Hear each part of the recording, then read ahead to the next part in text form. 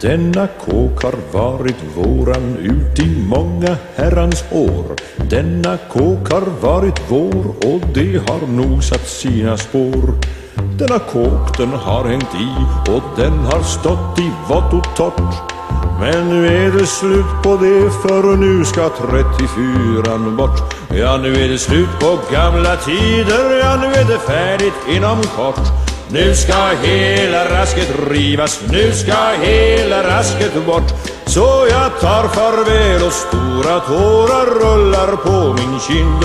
Nu är det slut på gamla tider, nu går 34an i himlen in. Denna kåk var ganska rar och släppte solsken till oss in.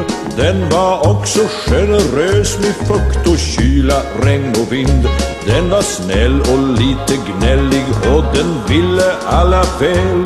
Och den var vår i alla väder fastän gisten ful och skev.